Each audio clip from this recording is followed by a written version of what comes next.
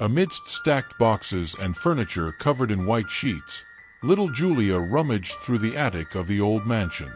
Her parents had recently moved into the place.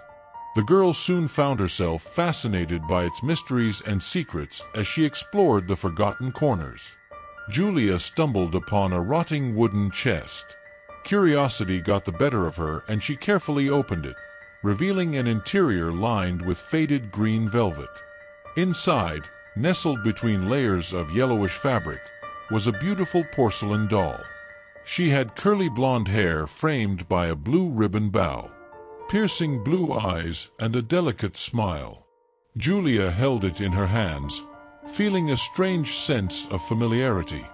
It seemed as if the doll recognized her somehow. From that day on, Julia became inseparable from the doll. She took it everywhere she went. She confided her secrets and dreams to it, and even slept with it, hugging it. The doll seemed to have a life of its own, responding to her touches and whispering words in a language that Julia did not understand. However, as time went by, something began to change.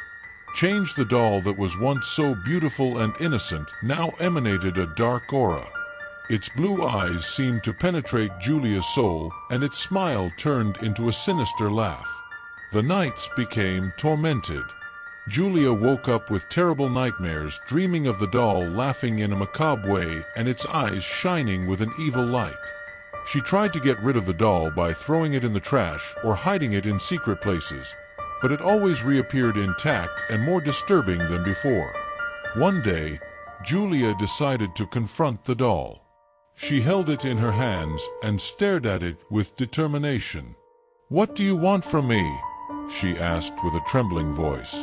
The doll did not answer, but its blue eyes shone with even greater intensity. Suddenly, a child's voice echoed through the attic. "Play with me, Julia. Play forever." Julia shivered with terror. She recognized the voice. It was the voice of her late little sister Anna. Anna had died in a car accident years before, and Julia had never gotten over her death. The doll was cursed. She was the receptacle of Anna's soul, trapped in an eternal cycle of sadness and anger. Anna wanted Julia to join her so that together they could play forever in the dusty attic of the old mansion. Julia knew she needed to escape. She ran out of the attic and down the stairs with the doll in her arms. She threw the doll into the fireplace and watched it burn. The flames consumed its beauty, and evil Anna's voice echoed one last time, full of anguish and despair. But Julia did not let herself be.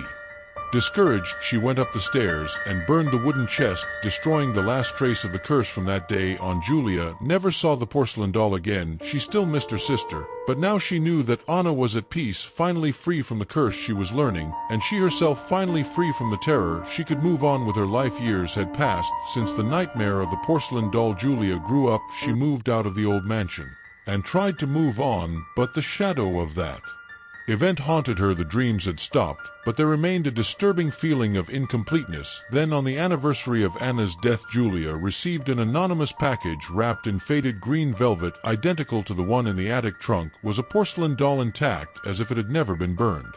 Panic gripped Julia's chest. It was impossible.